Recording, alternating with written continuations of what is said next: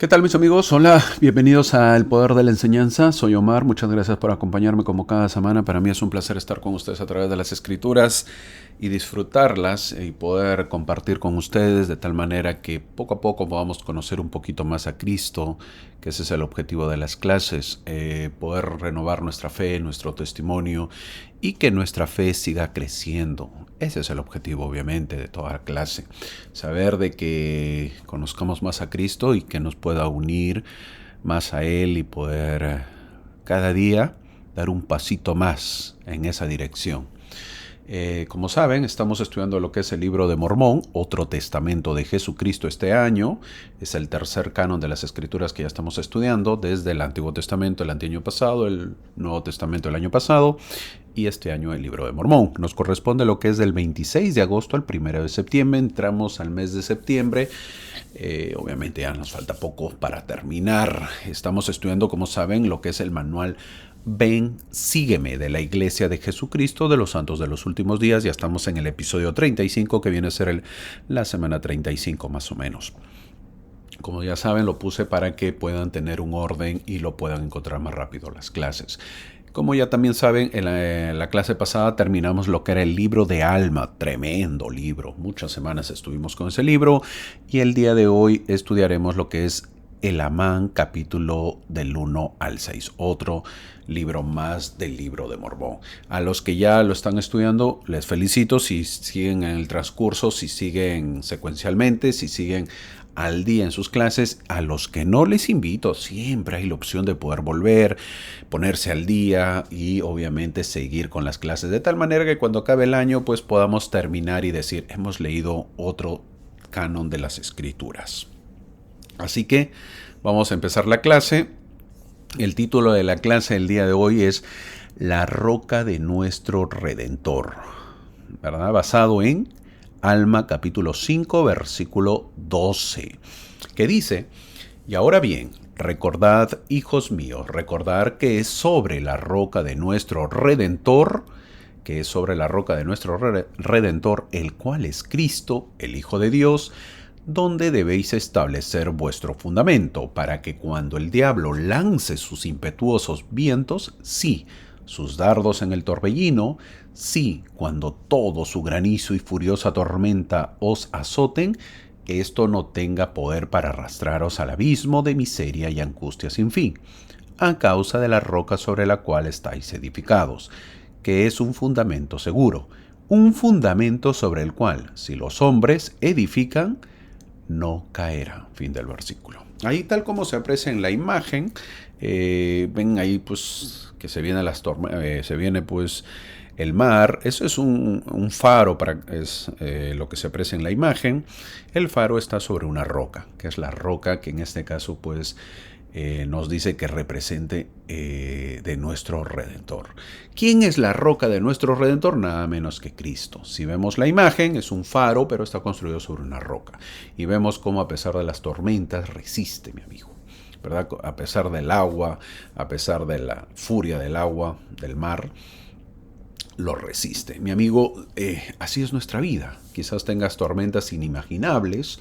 Cada quien pasa diferentes tormentas, pero si tienes a Cristo no pasará nada. Seguirás fuerte y podrás resistirlo.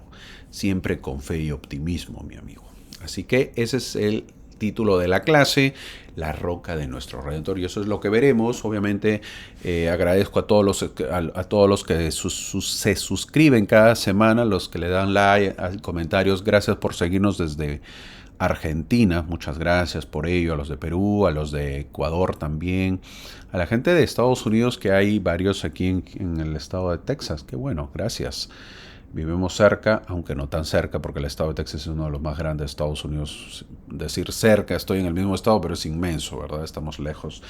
A los de Kentucky también, que ni bien salen el video cada semana, ya lo están viendo. Gracias por ello, gracias por comentar, porque a muchos les ayuda en sus clases dominicales, en sus clases de seminario. Para mí es un placer y espero que les ayude, les sirva, pero sobre todo que les sirva para aumentar su fe y su testimonio. Así que seguiremos con las clases. viendo, como saben, también estamos estudiando lo que es la Liaona o los mensajes de la Conferencia General de este año que se dieron en abril. Ya estamos terminando. Por lo tanto, estamos analizando un poco sus vidas para conocer a nuestros líderes. He tomado esa iniciativa para verlo, para ver si les agrada más, algo nuevo y de tal manera que también puedan, a veces no han tenido la oportunidad de ver los mensajes y pues de esa manera ya conocen un poquito lo que he hablado. Y la idea es, yo les doy un extracto de lo que yo he creído conveniente. Y obviamente la idea es que ustedes vayan a la fuente y lo escuchen el mensaje o lo lean en la Liaona o lean su mensaje y ya se puedan nutrir. Tal como ven en la pantalla es el Elder Dallin Oaks. Él fue el último discursante del domingo por la mañana, ya nos queda poco, él dio el último mensaje el domingo en la mañana y también veremos luego la sesión del domingo por la tarde. El Elder Oaks, que ven en pantalla, es el primer consejero de la primera presidencia, tiene 92 años, ya está mayor también. Es el segundo en el orden del apostolado, o primero, ¿verdad? Porque el primero viene a ser el presidente Nelson, pero él ya lo tiene. El que viene a ser en el orden viene a ser el primero o el segundo, como quieran llamarlo, el Elder Oaks, quiere decir el que es el sucesor, pues, ¿no? El sucesor del presidente Nelson. Es por antigüedad en el apostolado. Él será el próximo profeta, ¿verdad? Así hablemoslo claro, de seguir vivo. El Elder Oaks viene de familia profesional, hablando un poco de su currículum, o de su hoja de vida, como quieran llamarlo en español. Su padre fue oftalmólogo, el oculista, y su madre maestra de adultos, maestra profesional. Él no ha sido misionero de tiempo completo. Su primera carrera fue de contador de la Universidad Brigham Young. Pero luego él estudió Derecho en la Universidad de Chicago, Illinois. Luego fue secretario ahí mismo en la Universidad del juez de Chicago. Fue secretario, tenía buenas notas y pasó a ser secretario del juez de Chicago. Luego, ahí mismo en Chicago, él fue llamado como presidente, cuando él estaba ahí en Chicago, fue llamado presidente de la BYU por 10 años. Obviamente se tuvo que mudar otra vez a Utah, al estado de Provo, donde está la Universidad Brigham Young. Y ahí fue presidente por 10 años. Luego fue nombrado como juez en el Tribunal Supremo de Utah del año 80 al 84, donde son llamados 5 jueces. Cada estado tiene su Tribunal Supremo, una corte. Ahí hay 5 jueces. Correcto, es lo que determina sobre el estado. O sea, ya no hay más arriba. Y sobre esos 5 jueces, él fue uno de ellos. El mandato es por 10 años, ¿verdad? Son llamados por 10 años, pero él estuvo solamente un poco tiempo porque se retiró para ser llamado apóstol de la iglesia. Él está casado con Kristen Meredith McMain.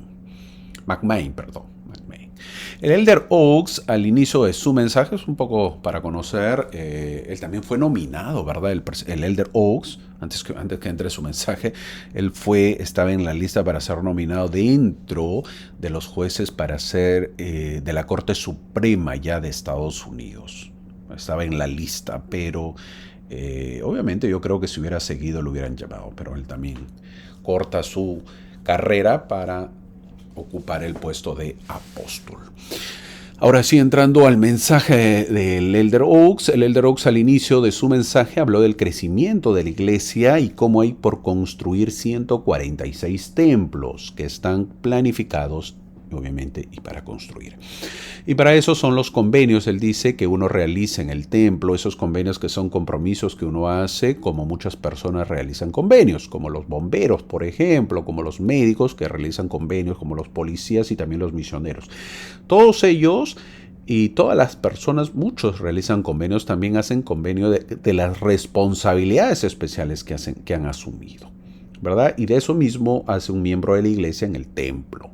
Los que se han casado también hacen convenios. Luego menciona los líderes de las escrituras que han hecho convenios, porque todos, según el Elder Oaks, hacen convenios. Obviamente cada uno es diferente tipo, ¿verdad? Un abogado, un juez hace un convenio pues de luchar por la libertad de dar un justo juicio. Eso es un convenio que haces con el país en este caso. Un bombero de sacrificar su vida, de entregarle, de poder salvaguardar obviamente, la salud o el bienestar de las personas que va a rescatar.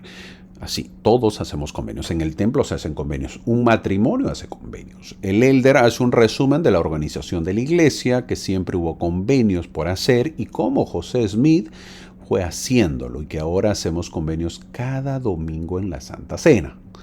Luego él habló de los convenios del templo que recibió José Smith cuando estaba en la construcción del templo de Nabú, y que nosotros también realizamos esos convenios. Convenios de las investiduras, dice.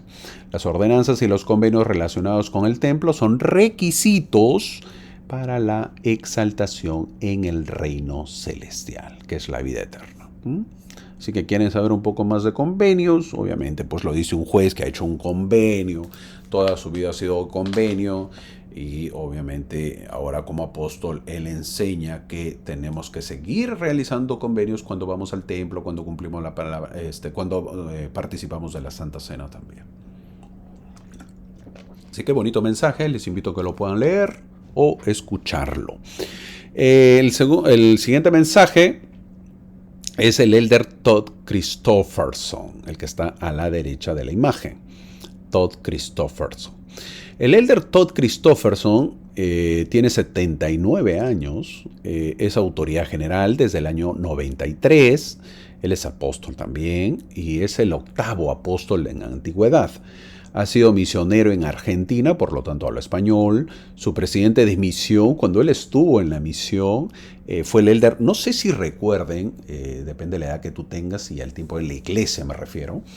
Él, antes había o estaba vivo el elder Richard Scott, bajito, era medio gordito.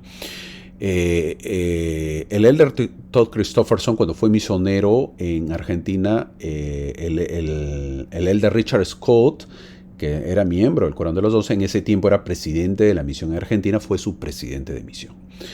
Luego él, obviamente, el presidente Richard Scott, el de Richard Scott fue apóstol, ¿verdad? Curiosamente fue llamado también como apóstol el elder Christofferson. Obviamente ambos crecieron, pasaron sus vidas. El elder Richard Scott fue primero llamado al apostolado, pasó un tiempo, y luego, curiosamente, fue llamado como apóstol el elder Christofferson. O sea, los dos estaban en el apostolado, el presidente de misión y el misionero, supuestamente. Curioso, ¿verdad? Él ha estudiado Derecho en la Universidad de Duke, o Duke, así como suena. Esta universidad está catalogada, por si acaso, para los que no saben, oye, ¿qué universidad es esa? Esta universidad está catalogada como una buena universidad. Mejor, obviamente, que la BYU. Mejor. Hay que reconocer, ¿verdad? Por más que sea de la iglesia, hay que reconocer que hay otras universidades que son mejores que las nuestras o que lo nuestro. Él ha trabajado como abogado del Banco de América, en inglés es Bank of America, conocido banco acá en Estados Unidos. Es un banco grande, por si acaso, acá en Estados Unidos. Él ha sido abogado.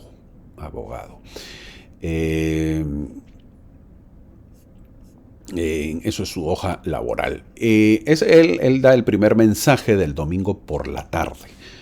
¿Okay? Si lo quieren buscar, domingo por la tarde, él es su mensaje. Él empieza hablando de doctrina de los que entrarán en el reino, al reino de los cielos. Pero esto será posible gracias, dice, a la redención de Dios. Él nos insta de que debemos anhelar el reino celestial. Ahora, ¿quiénes estarán en el reino celestial? Se pregunta. Los que recibieron el testimonio de Jesús. Ese es el requisito para estar en el más alto reino. Miren, escuchen lo que él dice, ¿no? Yo lo escuché y lo anoté, pero él dice eso. ¿Quiénes van a estar en el reino celestial? Los que recibieron el testimonio de Jesús. Ese es el requisito para estar en el más alto reino. Y curioso, ¿verdad? Que en esta época muy pocos creen en Cristo o desmerecen el trabajo de Cristo, que vienen a ser los anticristos. ¿Estarán en el reino celestial? Bueno, ellos solo se están apartando. ¿Ok? ¿Y qué es el testimonio de Jesús? Dice él. Es saber que Jesús vive. Ahí está. Saber que Jesús vive y es el creador de todo. Nosotros creemos en Cristo, pero hay muchos que no lo creen. Gran problema que van a tener. También indica que seamos como Jesús, los que obtengan el reino terrestre. Él habla después, el siguiente, en orden, el reino terrestre, serán los tibios, y los que rechacen el testimonio de Jesús recibirán el reino celestial. Los que están más o menos, no, que sí, que aquí, esos son los tibios, el terrestre recibirán, y los que rechacen ya, no, yo no quiero saber nada, el reino celestial. El Elder nos dice que debemos ser valientes en el testimonio de Jesús, y eso incluye nutrir y fortalecer diariamente nuestro testimonio. Orar a diario, por ejemplo, estudiar las Escrituras a diario, eso fortalece y eso nos ayuda a ser valientes en el testimonio de Jesús. Ser valiente también indica que podamos predicar y ser testigos de Dios. También es dar oído a sus mensajeros, es decir, seguir a sus líderes actuales, dice. También exhorta que los padres que no sean ambiguos, ¿verdad? No pueden titubear, es decir, no titubeen, es decir, no duden. Luego cuenta la historia que sucedió hace años en Hawái, donde una joven tiene una rara enfermedad y su padre el domingo va a bendecir la Santa Cena. Esa es una bonita historia. Me gustaría a mí que lo lean o lo escuchen ese mensaje. Yo lo voy a resumir. Dice que una joven tiene una enfermedad, una rara enfermedad en Hawái. Y eso sucedió hace años. Y su padre, el domingo de la joven, va a bendecir la Santa Cena, miembro de la iglesia. Y el presidente de la rama le dice, un ratito alto, no lo haga. No toquen la Santa Cena porque su hija tiene una enfermedad desconocida. Pongan otro pan, limpien todo para bendecir y les pide que él, este papá y su familia se retire. ¿Por qué? Porque puede ser contagioso. Esta familia, en medio de todos los miembros, se retiran sin decir nada. Poderoso, terrible que te digan eso. Dicen que todos avergonzados llegan a la casa y con cólera, obviamente, y a punto de tomar venganza, el padre le dice a su familia que ellos no van a tomar venganza. Ellos seguirían unidos y que por nada dejarían de asistir y estar juntos para siempre, porque la iglesia es de Jesucristo. Y decidieron que el siguiente domingo irían a la iglesia. Su hija se recuperó y la familia luego fue sellada en el templo. Y la pregunta es, ¿por qué? Dice el Elder. Porque mantuvieron sus ojos en la eternidad. Poderoso, esa historia es fuerte, muy fuerte esa historia. Les invito, yo le he dado el resumen, espero que lo busquen y lo lean o lo escuchen. Luego el Elder nos aconseja que busquemos la santidad personal y que nos arrepintamos. Esta historia a mí de verdad me conmovió, porque no sé cómo hubiese reaccionado yo. Yo siempre trato de asimilármelo para mí. Si a mí me dicen, hey, ya no vengas por esto, qué sé yo, la verdad no sé cómo reaccionaría. Yo no sé cómo reaccionarían ustedes, pero hay que tener los ojos, como dice aquí el Elder, bien puestos en la eternidad, ¿no? Hay que saber responder, qué hacer, cómo actuar. Ahora, antes de terminar, dice ahí que yo he puesto, quizás se pregunten, ¿y por qué no he puesto, hermano, la foto con su esposa? ¿Y quién es el de la foto? ¿Verdad? Se pueden hacer la pregunta. Bueno, el Elder Christopher, eso es ya añadidura mía, eso no dice en el mensaje. El Elder Christopherson es el de la derecha, como les dije, y está con su hermano que está a la izquierda. Pero su hermano es gay. Sí, así como lo escuchan. Un hombre, su hermano, que abandonó la iglesia y que ahora ha vuelto a la iglesia. Se volvió a bautizar en el 2014. ¿Cómo lo ven? Hermosas historias pasamos la vida, muchas personas, sin saberlas. Así son la vida de las personas, de todos. Si pensamos que los líderes pues tienen solo hermosas familias y hermosas vidas, sin complicaciones, bueno, pues estamos equivocados. Por tiempo ya no puedo contar más, pero es una hermosa historia. ¿Cómo lo ven? Ahí está con su hermano, obviamente ha vuelto a la iglesia, dejó ya esa vida y él ha vuelto y quiere, bueno, él dice que sigue siendo gay, pero ya no en actividad y quiere retomar su vida. Curioso, ¿verdad? Ok, termino con este mensaje del Elder Taylor Godoy. Esta vez he dado tres mensajes. porque la semana pasada di uno. Él es autoridad desde el 2017, él ha sido misionero en Lima, Perú, el Elder Godoy. Es peruano, es paisano mío, ha sido presidente de la misión en Nevada. Quizás no hayan oído de Nevada, pero es Las Vegas. En Las Vegas, sí han escuchado, ¿verdad? Bueno, Las Vegas está dentro del estado de Nevada, aunque el área era Misión Nevada Reno. Él estuvo ahí siendo presidente de misión y ha tenido muchos llamamientos, ¿no? Él es odontólogo de profesión, pero ha trabajado más en seminarios e institutos en Lima, Perú. Es decir, ha trabajado en el sistema educativo. Ahora está como primer consejero de la primera presidencia del área de Centroamérica. El Elder Godoy, en su mensaje, él habla de la oración. La oración es un llamado para no caer. Eso decía en un hospital donde él fue internado. La oración, un llamado para no caer. Llamar para no caer. Y el Elder dice que lo debemos usar siempre. Menciona que sentiremos ansiedad, tristeza o decepción cuando nuestras oraciones no son contestadas a tiempo. Debemos tener confianza en las respuestas de Dios. Muchos han llamado a Dios para no caer, como los 2000 jóvenes, por ejemplo, de Elamán, para no caer. Como Moisés también, cuando el ejército estaba a punto de alcanzarlos, al igual que ellos, nosotros también debemos llamar a Dios para no caer. Luego cuenta las peripecias que pasó para poder casarse civil, el matrimonio civil. Les aconsejo otra vez, ¿no? Les aconsejo que lo escuchen el mensaje o lo lean porque es bien jocoso, es una historia conocida pues por los peruanos. Los peruanos pasamos esas peripecias en nuestro rico país. Y creo que los latinos estamos acostumbrados a pasar esas peripecias. Es decir, es chistosa la historia que él cuenta, cómo se casó, pero real. Eso solo pasa en mi lindo Perú. Después de las peripecias y orar muchas veces, él, porque estaba a punto de no casarse, él oró muchas veces para no caer, pudo casarse civil para luego sellarse en el templo. Si estamos en estos momentos que estamos a punto de caer, en esos momentos, recordemos, dice él, las palabras de José Smith. Oh Padre, ¿en dónde estás? Y oremos con más ímpetu. Al final dice, si llamamos a Dios, no caeremos. Bonito mensaje, les invito a que lo escuchen, que lo lean. Y de esa manera leemos las escrituras y de esa manera también podemos leer o escuchar lo que nuestros líderes nos aconsejan para esta época. Así que espero, me he tomado un poquito de tiempo, pero vale la pena, yo creo, y de esa manera fortalecemos nuestro espíritu. Ahora sí, vamos a entrar a la clase. Hoy veremos 6 capítulos. Los primeros capítulos del libro de Elamán son 11 páginas. Y hoy veremos 6 capítulos del libro de Elamán. Así que a ponerse a leer para poder cumplir la meta. El encabezado de este libro, Elamán, continúa proporcionando una sinopsis del libro al principio. Este encabezado confirma que Mormón lo escribió en lugar de copiarlo. Él escribió, no copió nada. Este encabezado confirma que Mormón una vez más lo escribe. Pues el encabezado dice que eso termina hasta la venida de Cristo. Este libro es hasta la venida de Cristo. El siguiente libro de Elamán, el que le sigue, es Tercera de Nefi.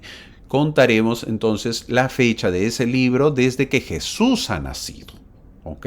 Este libro de Elamán es hasta que empieza la vida o Cristo viene al mundo. El libro, el que le sigue, que es Tercera de Nefi, empieza a partir de que Jesús ha nacido. Si vemos la fecha de este libro, podemos ver que dice años 52 años antes de Cristo. Es decir, 52 años, ¿para qué? Para que venga Cristo. Y ese es el tiempo del libro de Elamán. Ahora, haciendo un resumen de la clase y de las clases, para más o menos entrar a la clase, las guerras han parado. Moroni, Elamán papá, Shiblón y Paorán ya han fallecido. Coriantón se fue al norte, dice Alma 63, entonces prácticamente los grandes líderes ya no están. Así empieza este libro de Elamán. En 5 años los nefitas habían perdido a varios de sus mejores y más admirables líderes, hombres que habían sido fundamentales. ¿Para qué? Para mantener pues la unión a su nación, que es algo muy importante, porque ellos están empezando a vivir una democracia. Digo empezando, ¿verdad? Ya tienen años viviendo una democracia, pero la democracia no es tan fuerte, entonces han pasado muchas dificultades, muchos problemas.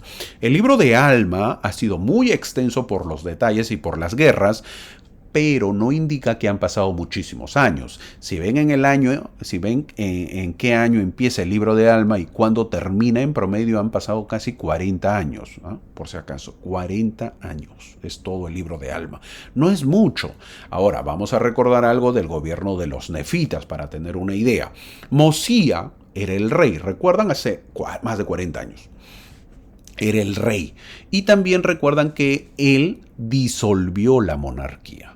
Es decir, a partir de ahora ya no va a haber más reyes. Y luego han pasado solo 3 jueces solamente, así se les llamaba, jueces. Después de Mosía, ¿quién siguió? Alma, quien estuvo 9 años y luego él abdicó, renunció. Luego, ¿quién siguió? Fue Nefía, quien estuvo más o menos 16 años.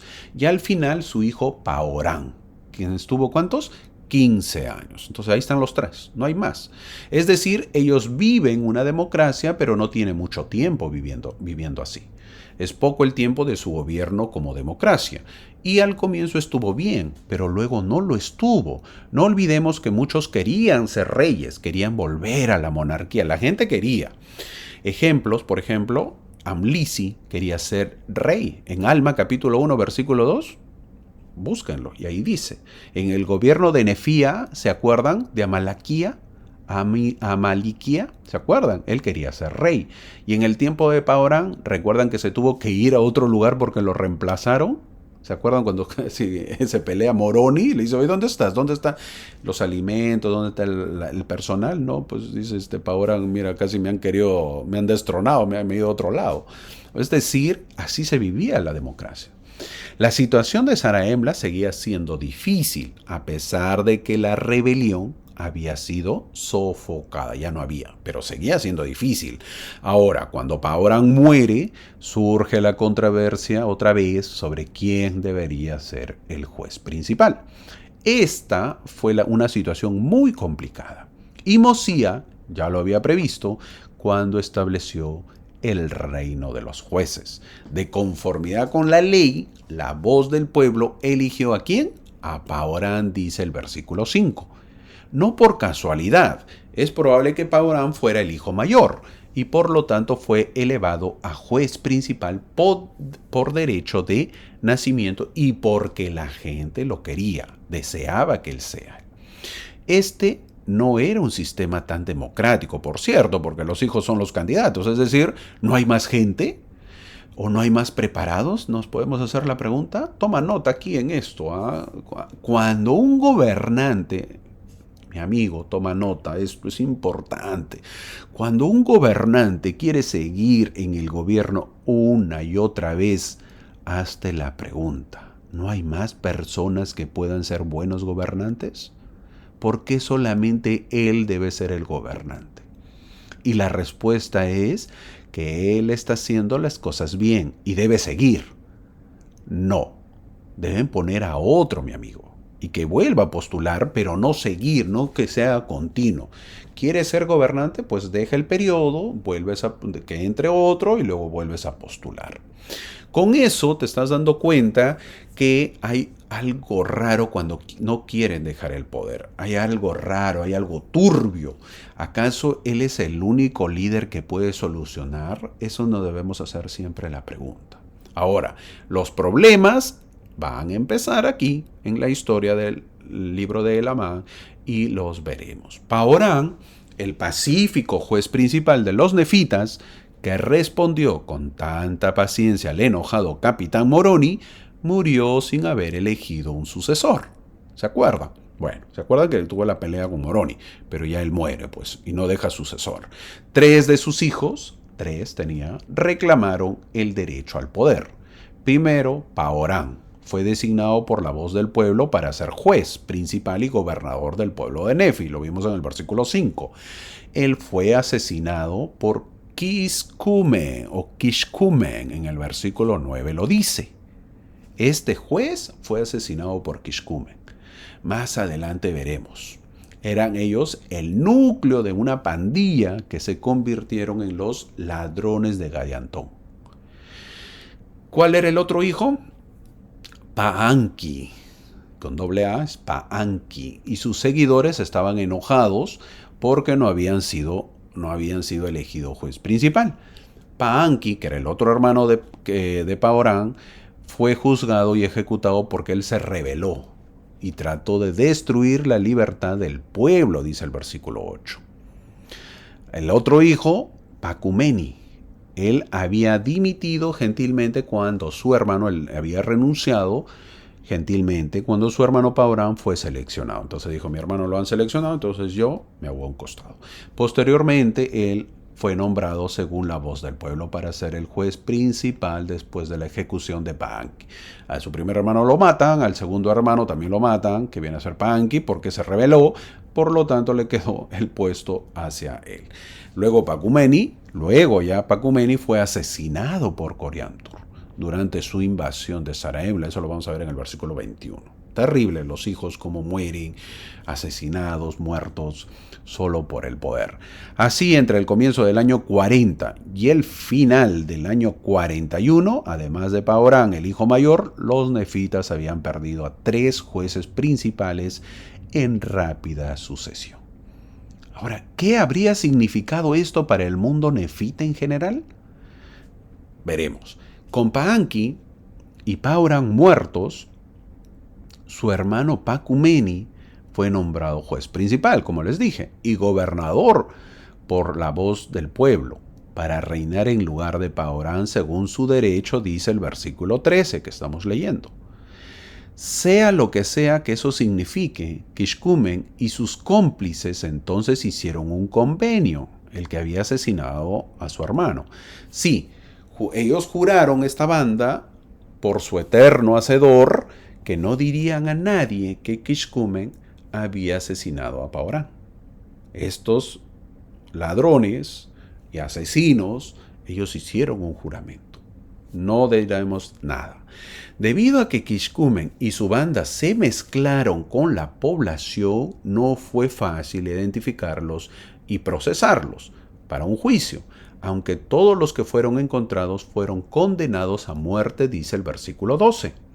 Aparentemente, estos conspiradores que juraron como ladrones o forajidos que se habían colocado fuera de la ley y por lo tanto no tenían derecho a protección legal, fueron considerados indiscutiblemente culpables al momento del arresto. Pero solo ellos, los demás no. Mientras el gobierno nefita luchaba en su campaña contra estos terroristas en casa, las cosas empeoraron debido a las presiones externas. En un solo año, sintiendo un momento de debilidad en el liderazgo inestable del gobierno nefita, un ejército lamanita invadió Saraemla. ¿Y Pacumeni? ¿Qué pasó con él? Fue asesinado por Coriantum, como les dije en el versículo 21. Coriantum era un descendiente de Saraemla, según el versículo 15. Y al conquistar Saraemla no se detiene, sino que avanza.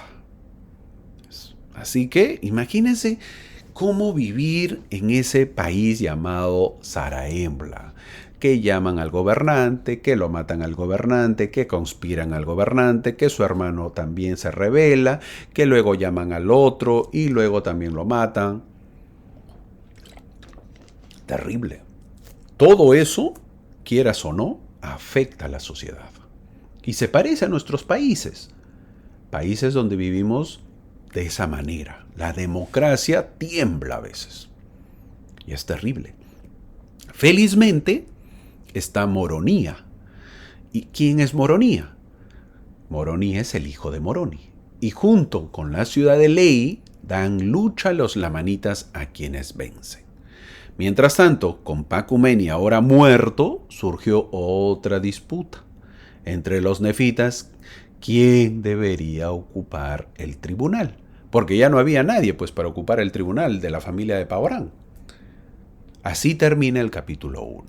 Llegamos al capítulo 2. La población volvió a recurrir a la familia de Alma en busca de liderazgo. Y lo encuentran a Elamán, el hijo de Elamán y nieto de Alma. Fue nombrado legalmente por la voz del pueblo para servir, ¿qué? Como nuevo juez principal, dice el versículo 2. Ahora, vamos a hacer un alto para explicar, porque si no te vas a confundir. Ya veo que te vas a confundir, así que a tomar nota. Explicaré la descendencia para entender un poquito más la historia. Explicaré el linaje continuo de una familia maravillosa que constituye la columna vertebral de gran parte de la última parte del libro de Mormón. Voy a empezar ¿con quién? Con Alma, más conocido como Alma Padre. Vamos a llamarlo así, porque a veces se repiten. Alma Padre, ¿quién es? Fue convertido por Abinadí. ¿Te acuerdas? Sí, cuando él era sacerdote del rey Noé. Con él empieza esta historia. Entonces vamos a llamarlo Alma Padre. En el libro de Mormón no dice Alma Padre, dice solamente Alma. Pero él es el Alma Padre. ¿Por qué es Alma Padre? Porque él tiene su hijo. Alma Hijo. ¿Quién es Alma Hijo? Hijo de Alma. Él renunció a su puesto de juez principal para concentrar toda su energía como sumo sacerdote principal. Sí, Alma Hijo fue al que se le apareció el ángel, pues, y lo hizo estremecer. Él cumplió una misión larga y honorable, pero al comienzo él fue terrible. Con la visita del ángel ya cambió su vida, ¿verdad? Es en orden, estamos viendo el orden. Luego, ¿quién sigue? Elamán. ¿Quién es Elamán? En este caso hay dos Elamanes, por eso lo vamos a poner Elamán Padre. Pero Elamán Padre es hijo de Alma. Él se convirtió en sumo sacerdote, él es hijo de Alma, era el sumo sacerdote principal que dirigía el ejército de jóvenes guerreros amonitas. ¿Se acuerdan? Los 2000 jóvenes, él lo dirige. Luego, ¿quién sigue? Elamán hijo, que viene a ser hijo de Elamán. Se convirtió en sumo sacerdote después de la muerte de su padre y también se convirtió en juez principal. De este juez vamos a hablar ahora. Juez principal después del desastre, pues, de los hijos de Paorán. Este Elamán es el que vamos a ver ahora. Del libro habla de él prácticamente. Luego está Nefi, el hijo de Elamán, que es Nefi padre. Recibió su nombre del hijo de Lei, que vino de Jerusalén. Él es hijo de Elamán hijo. Luego terminamos con Nefi hijo. Hijo de Nefi, que veremos ya, esto lo veremos más adelante, fue uno de los 12 discípulos nefitas elegidos por Jesucristo resucitado en el libro de Mormón. Este profeta oró poderosamente al Señor a favor de su pueblo. Las justas tradiciones de esta extraordinaria familia, imagínate qué tal familia, ¿verdad? Continuaron a lo largo de muchas generaciones.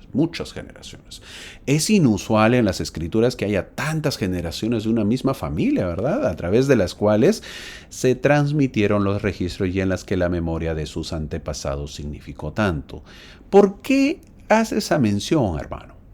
Porque en este tiempo no tenían apellidos, pero ahora sí.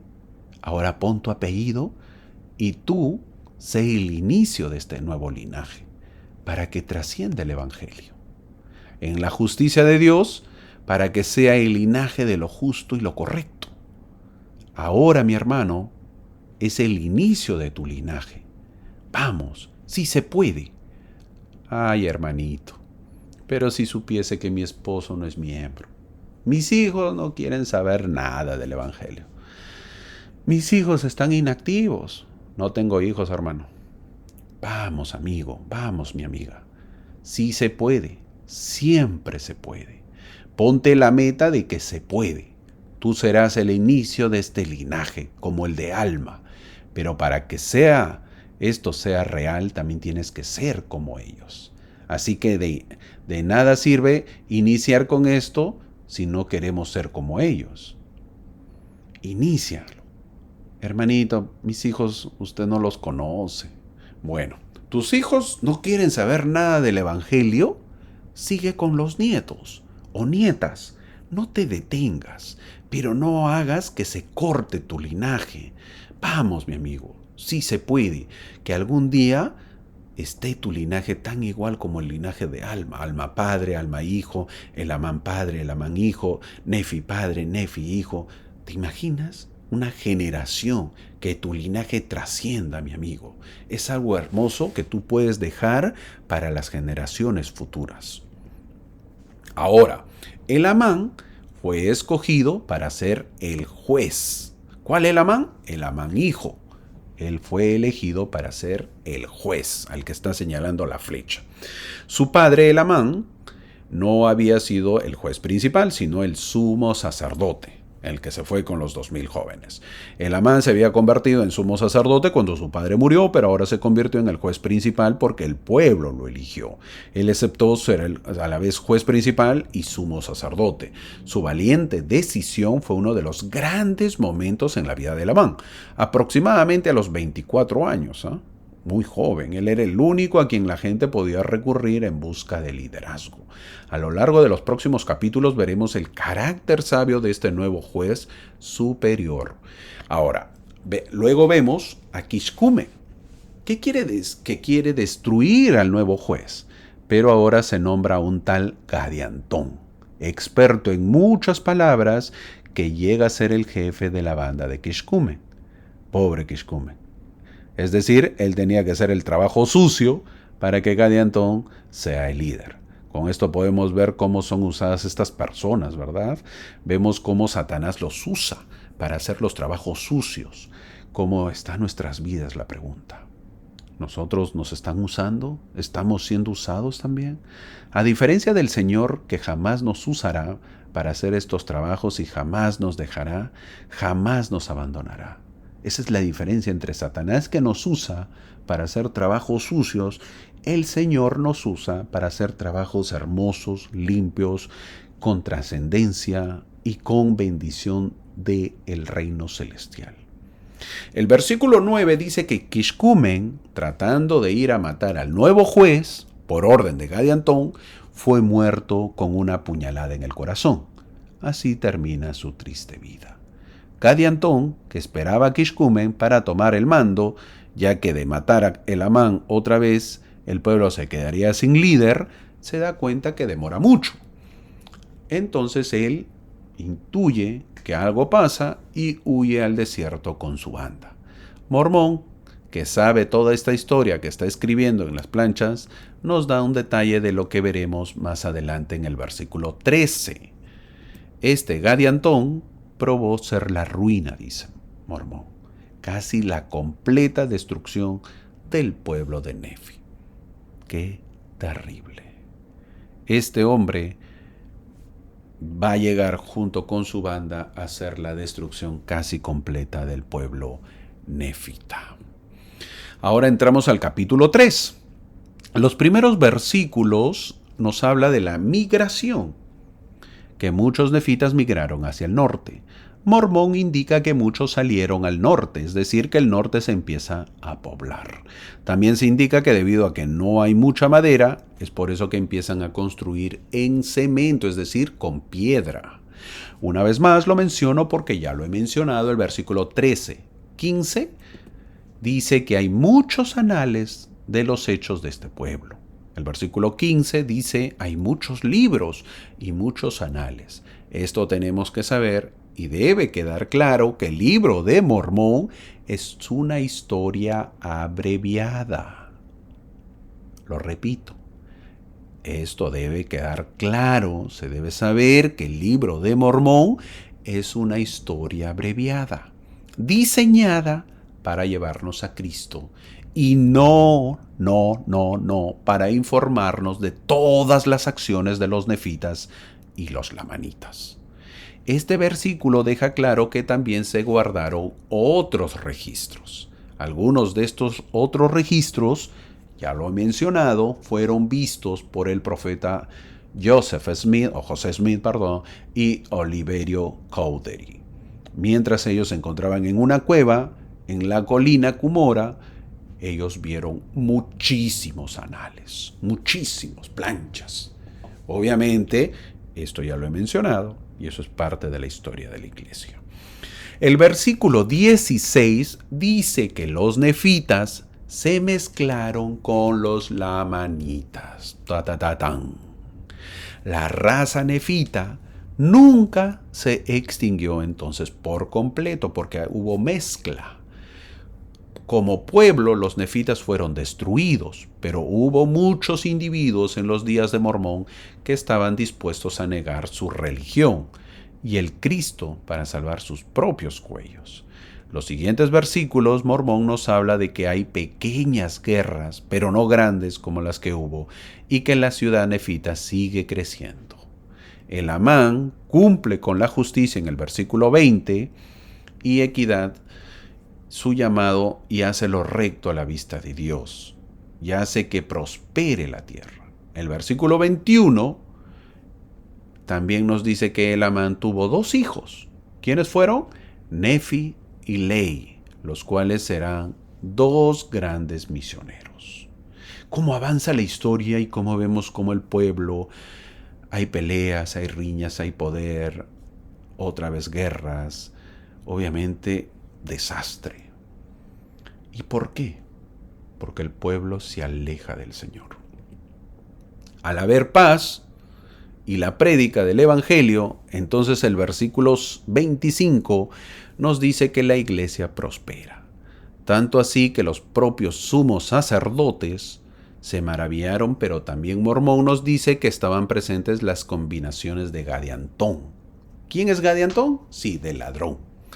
El versículo 26 nos dice que la obra prospera muchísimo, que muchas almas se unieron a la iglesia, decenas de miles, obviamente por la prédica del Evangelio. El versículo 28 dice que la puerta del cielo está abierta para todos los que quieren creer en Jesucristo. Y el versículo 29 dice que todo aquel que quiera pueda asirse a la palabra de Dios. Lo que tenemos que saber siempre es que el Evangelio está para todos. No depende de la etnia, es decir, de la raza. No importa la política ni nuestros pecados, sino que nos sostengamos de la palabra.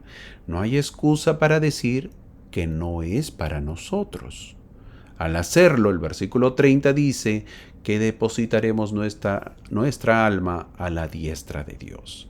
Los versículos 30, 31 y 32 nos describe algo que no se menciona muy frecuente en el libro de Mormón. El gozo que había en el país, el gozo que hay en la vida. Ese es el propósito de la vida, que el hombre sea feliz y que este pueblo lo tuvo. La pregunta es, ¿nosotros tenemos gozo también en estos tiempos? ¿O nuestra vida no tiene sentido? Nuestra vida es amargada, nuestra vida no tiene sentido. Mi amigo, el propósito es poder estar y transmitir a los demás también esa felicidad. No podemos estar tristes, no podemos hacer que el mundo siga amargado o triste o con problemas. Nosotros tenemos problemas, pero con esos problemas somos felices porque tenemos a Cristo y nos ayuda a enfrentarlos. Como siempre vemos que después de la paz y la tranquilidad viene el orgullo, nos dice Mormón que empezó a insinuarse en la iglesia. Pero con ayuno y oración pudieron volverse fuertes en su humildad, dice el versículo 35. Y más firmes se volvieron en la fe de Cristo. Ahora en el versículo 36 nos dice el motivo del orgullo: las riquezas y su prosperidad en la tierra. En lugar de ser una bendición, por lo visto, poco a poco se va convirtiendo en un mal.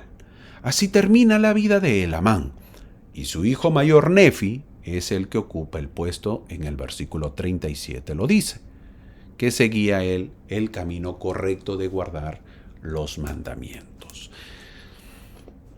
¿Cómo es la vida nefita? ¿Te hubiera gustado vivir en ese tiempo?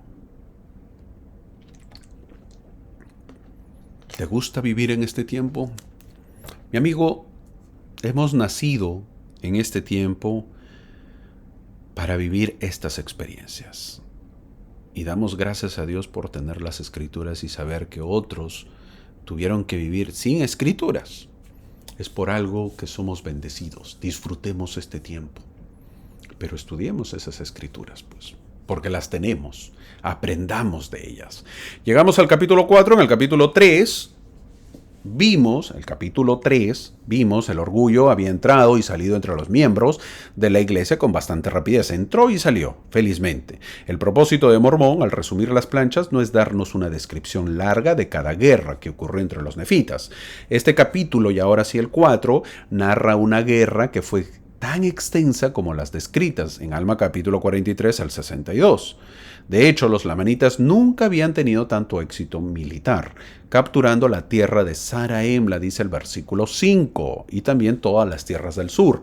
Sin embargo, Mormón no nos molesta con los detalles, no nos cuenta. Ahora no da detalles de la guerra. Mormón nunca elabora sobre los éxitos estratégicos de los lamanitas, no cuenta él. Como general nefita, habría sido demasiado doloroso para él de repente escribir sobre esto. Mormón, cuando escribe las planchas, está en guerra y los lamanitas están ganando.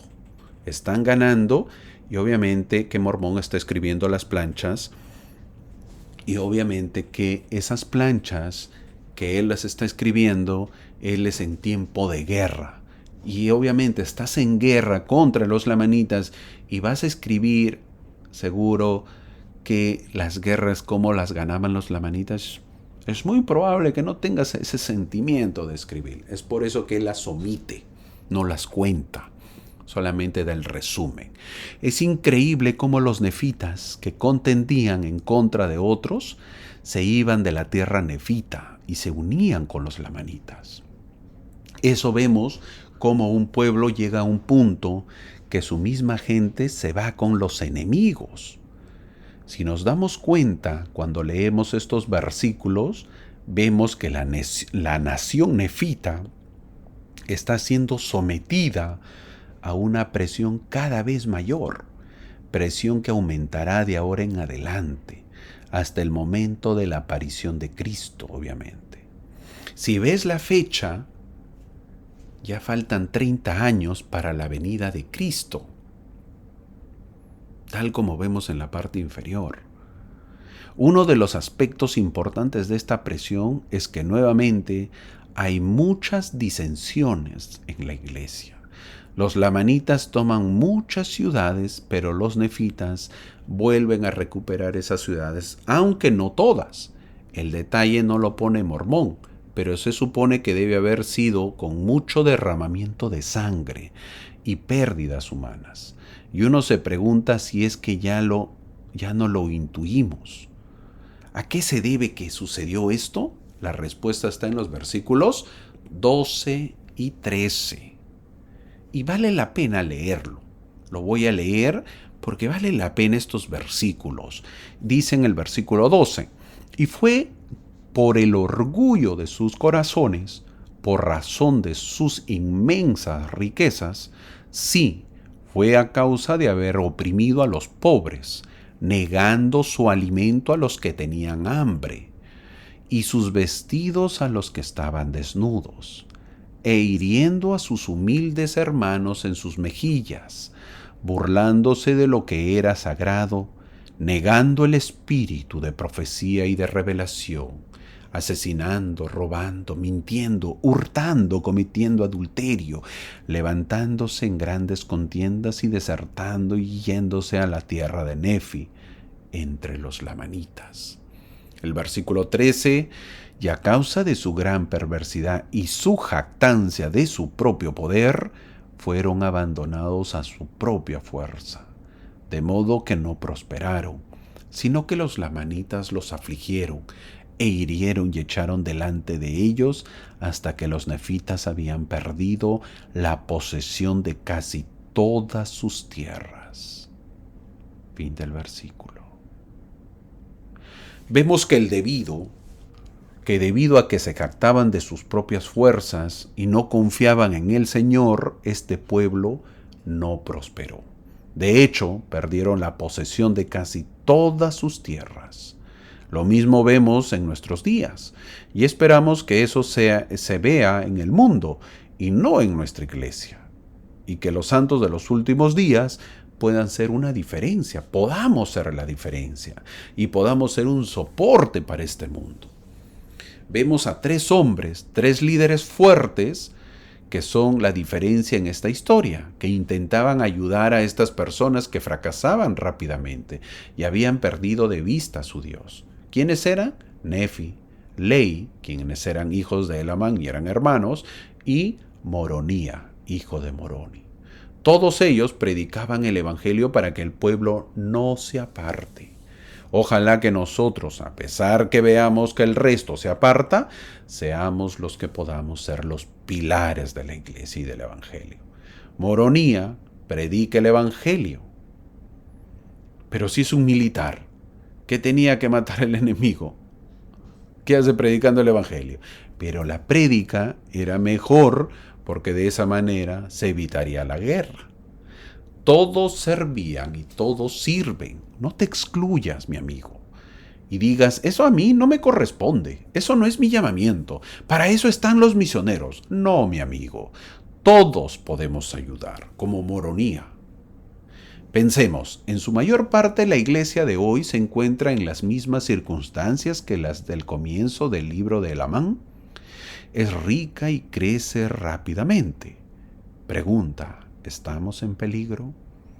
El libro de Mormón sugiere que el único peligro real para la iglesia en sí no es un enemigo externo, sino más bien un enemigo interno, más poderoso y mucho más devastador, que es el orgullo interno. Crece en los corazones de aquellos que profesan ser santos. No dejemos que el orgullo predomine en nuestras iglesias, ni en nosotros. No lo dejemos. Entramos al capítulo 5. Nefi, que era el gobernante y había estado 10 años en el poder, al ver que su pueblo se aleja de Dios, decide abdicar. ¿Qué es abdicar? Renunciar al poder. Al abdicar, siguió los pasos de su bisabuelo Alma. ¿Se acuerdan que también hizo lo mismo? Al dejar su puesto de juez principal para concentrarse sobre el ministerio, y por las mismas razones.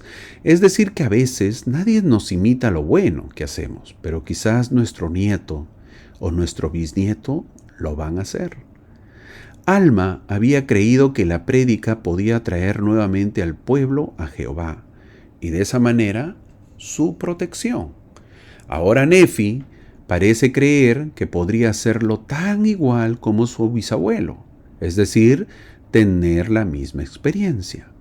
La diferencia es que en estos años parece haber habido un número aún mayor de nefitas que habían dejado atrás sus pactos con Jehová. El versículo 2 dice que los escogieron lo malo eran más numerosos que los que escogieron lo bueno. Nefi entendió que lo que faltaba no era sabiduría en el tribunal, sino moralidad en las mentes y los corazones de las personas. Ellos vivían la democracia, pero también debemos saber que la democracia funciona si es que un pueblo elige lo justo y correcto. El día que el pueblo elija lo inicuo o lo moralmente incorrecto, entonces no va a funcionar la democracia. Nefi deja el poder a Sesoram. El versículo 4 nos dice que Nefi estaba ya fastidiado por la iniquidad. Es incomprensible que llegara a un punto de frustración y cansancio con la situación que enfrentaba. Así que la solución fue predicar el evangelio junto a su hermano por el resto de sus días. Luego vamos a ver el recuerdo del consejo de Elamán a sus hijos. En el versículo 6 nos dice el motivo por la que llevaban los nombres Nefi y Lei. Y era para que sean justos, para que sean buenos. Ahora el versículo 5 dice que se acordaron de las palabras de su padre Elamán, que les había hablado, es decir, los buenos consejos. ¿Nosotros recordamos las palabras de nuestros padres si es que han fallecido? Es verdad que tenemos recuerdos, pero la pregunta es, ¿son recuerdos espirituales?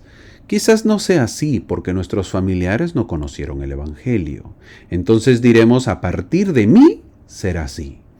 Yo quiero que mis hijos, mis nietos, mis bisnietos me recuerden que era una persona que amaba a Dios. Por lo tanto, les hablaré del Evangelio. Si no, al final no recordarán nada de nosotros, o queremos que nuestros hijos o nietos nos recuerden porque cocinaba rico, porque les daba propinas. ¿Te has dado cuenta que a veces los abuelos, los tíos están pensando eso? Queremos que nos recuerden mis nietos porque yo cocinaba rico, porque le engreía, porque le daba su propinita. Esos son buenos recuerdos, pero el mejor recuerdo, mi hermano, es dejarle el Evangelio. Que sepa tu descendencia que tú amabas a Dios, que tú amabas a Cristo, que siempre lo ponías a Dios y a Cristo en primer lugar. Y luego, pero luego, a Él, a tu nieto, a tu bisnieto, no viceversa. Primero es mi nieto, primero es mi bisnieta, primero es mi nieta y luego Dios. Interesante pensamiento que la iglesia no enseña. Nosotros decidimos. Ahora veamos lo que ellos recordaban de su padre. ¿Qué recordaban los hijos del padre? En el versículo 12 lo dice. Recordar que sobre la roca de nuestro Redentor, que es Cristo, donde deben establecer su fundamento. Es el título de la clase, este versículo. ¿Recuerdas que lo leí? Así hemos visto que los versículos del 6 al 12 son las bendiciones de Lamán a sus hijos. Luego los dos hijos siguen los pasos de los 4 hijos de Mosía y su bisabuelo Alma. ¿Cuál fue ese ejemplo que dejaron? Van a predicar y eventualmente predican a los lamanitas. El versículo 17 dice que lo hicieron con gran poder y confundieron a muchos.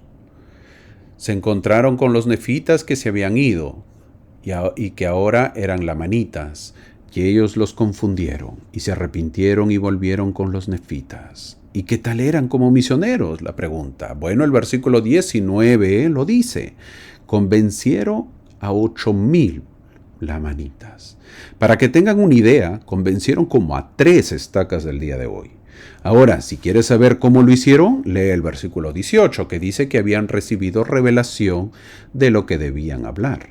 Esto es clave para la prédica del Evangelio y para el éxito en el Evangelio.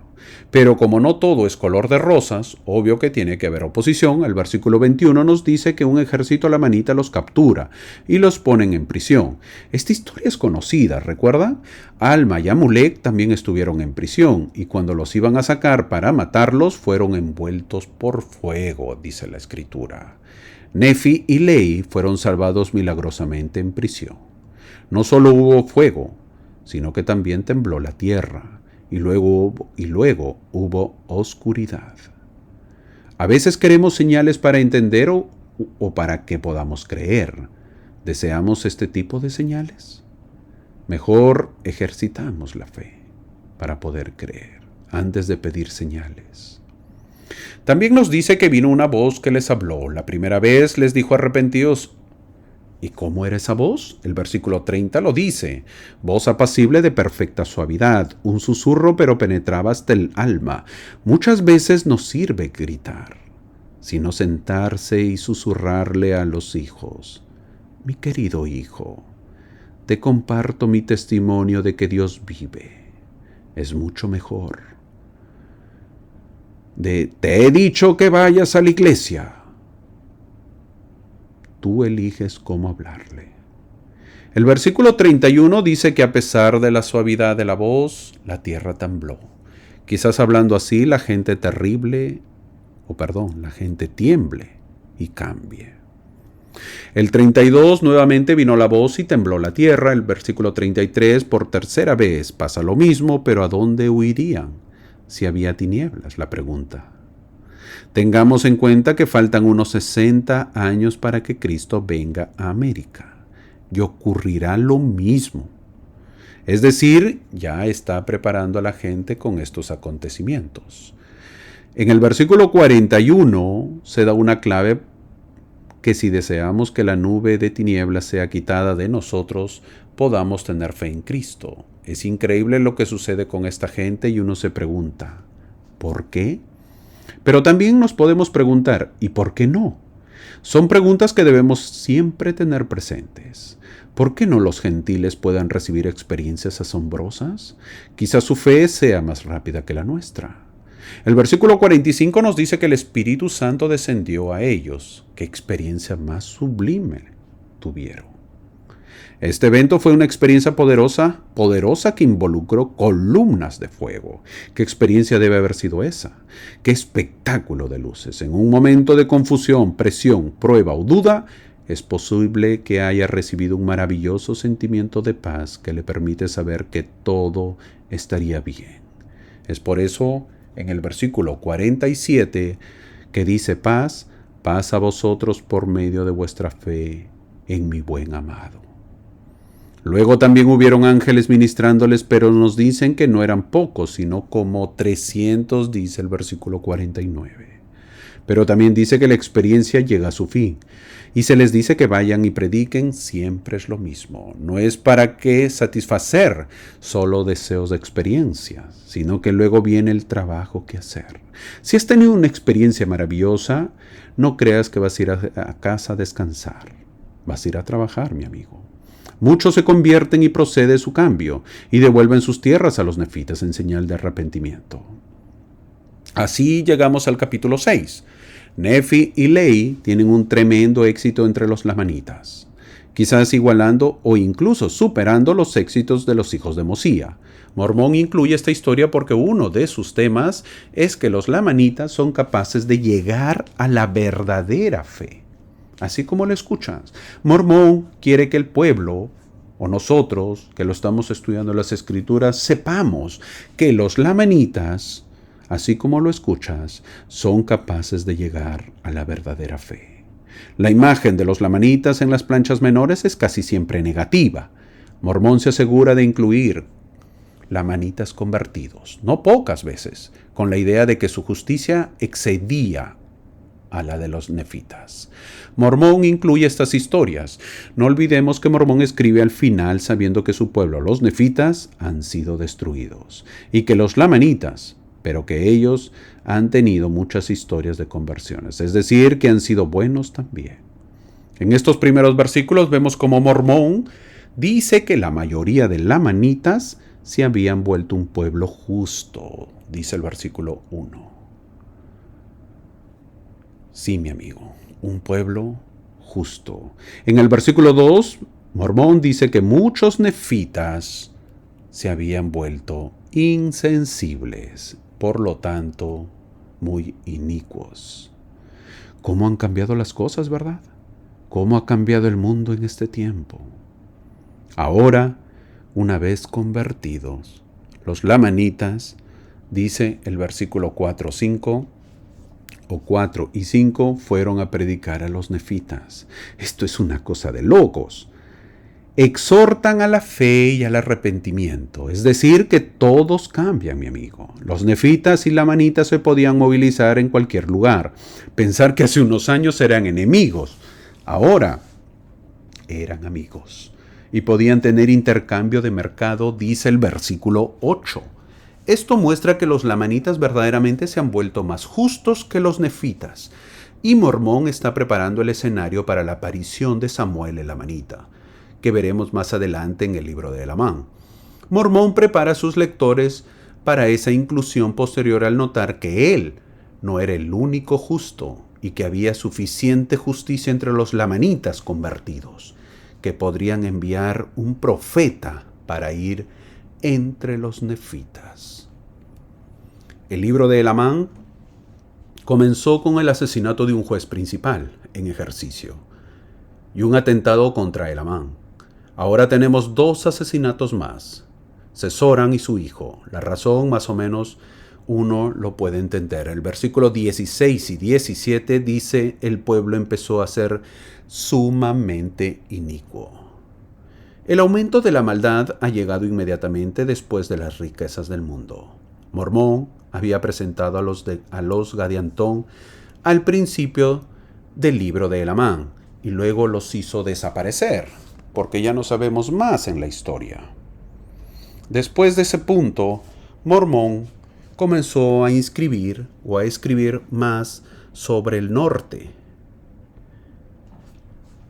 Esta prosperidad que viene con el mayor comercio con el norte, también aumentará el número de gadiantones en las tierras nefitas.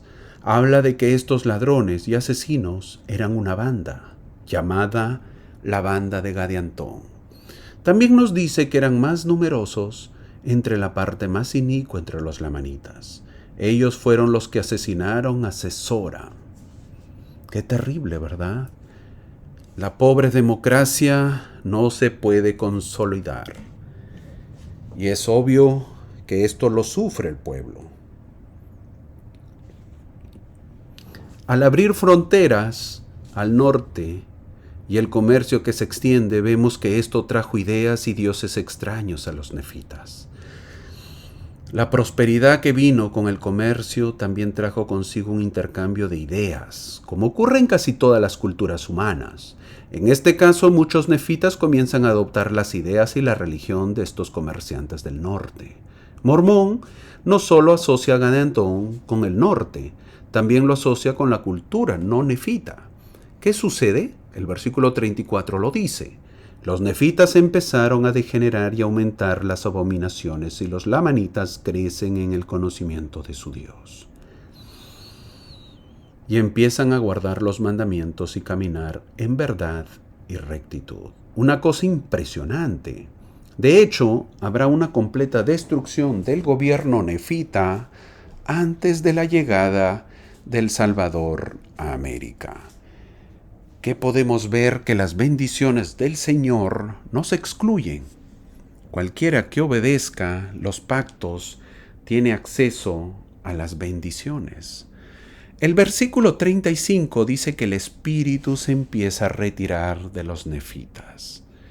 Los lamanitas conversos eliminan a los ladrones de Gadiantón en su ciudad, pero los nefitas no lo hacen, más bien los apoyan.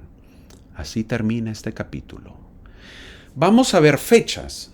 Esto ocurre faltando 30 años para que Cristo venga a Jerusalén. Es decir, han pasado casi 570 años desde que Ley y Nefi salieron de Jerusalén. Los buenos se convirtieron en malos y los malos en buenos. Tuvieron que pasar casi 600 años para que el pueblo se destruya. Este cambio de expectativas conducirá a la destrucción de la nación nefita, que tendrá que ser reconstruido después de la venida de Cristo. Luego veremos cómo los lamanitas incluso envían a Samuel el lamanita entre los nefitas para exhortarles en los capítulos 13 al 15 de Elamán. Así termina esta clase. En Elamán capítulo 3, versículo 28, haciendo un resumen, dice que las puertas del cielo están abiertas para todos. El hombre de Cristo sabe que hay un Dios amoroso, vivo y revelador. No como algunos mencionan que no existe Dios. Las puertas del cielo están abiertas para todos, pero de nosotros depende que podamos llegar a esa puerta y podamos entrar. Y no olvides quién estará en la puerta para darnos la bienvenida. Sí, mi amigo, nada menos que el hombre de Galilea, Jesucristo. Él es el portero. En Elamán capítulo 4, versículo 12 dice: burlándose de lo sagrado. Debemos saber que la iglesia tiene una gran cantidad de críticos y un ejército de enemigos. Ellos se burlan de lo que es sagrado, menosprecian lo que ha venido de Dios, disfrutan viendo lo que es sagrado, haciéndolo parecer divertido. No puedo pensar en nada que esté menos en armonía con el Espíritu de Cristo que este tiempo de actividad. Nos duele la profanación de lo que para nosotros es sagrado, Pero no debemos temer, mi amigo. Esta iglesia sobrevivirá a todos sus enemigos. Solo necesitamos avanzar sin temor por el poder de la fe. Hace años, cuando yo era un niño y se acostumbraba pues a estar en la calle, antes, estaba yo con un grupo de muchos niños, entre 8 a 14 años. Y mientras estábamos caminando, se hablaba groserías y cosas sin sentido, hasta que pasamos por una iglesia católica que estaba en ruinas. Y un niño dijo una grosería de esa iglesia. Y el mayor de nosotros, que hablaba muchísimas groserías, por cierto, dijo: yo soy grosero, soy malcriado, pero con las cosas sagradas no me meto. Yo tengo miedo a Dios, así que en eso no me meto. Siempre yo recuerdo que lo sagrado hay que respetar. Tenemos que respetar la religión de los demás, sus creencias, su adoración. En YouTube o en YouTube hay muchos que hablan mal de la iglesia. Y encima se juntan 2 o 3 o más y se burlan de lo sagrado. Mi amigo, no tengamos temor. Tengamos fe porque sabemos que estas cosas sucederán, pero el Señor siempre cuidará de los que le profesan y le siguen. También vimos en el Amán 5 una tradición muy común al parecer de los nefitas: la bendición de los padres a sus hijos. No se menciona la bendición, pero sí se menciona que los hijos recuerdan lo que su padre les ha dicho. Aprendemos que las bendiciones de los padres a los hijos trascienden y son recordadas. En Amán capítulo 5 versículo 12 dice: recordar que es sobre la roca de nuestro Redentor, que es Cristo, donde deben establecer su fundamento. Jamás debemos olvidar este principio. Debemos establecer nuestra fe en Cristo. En Él debemos establecer nuestra creencia. Que tengamos una bonita semana, mi hermano. Que puedas tú empezar a ser el linaje de tu familia. Que puedas empezar a saber que Cristo es la roca de nuestra redención. Que puedas saber de que a pesar de todo el tumulto que existe en el mundo, nosotros podemos ser felices y todavía mantenernos firmes y mantener esta iglesia. Y saber y algún día presentarnos ante Jesús, ante Jesucristo, y decir: yo sé que tú vives. Esto los comparto y nos encontramos como cada semana la próxima semana. Muchas gracias por acompañarme. Muchas gracias.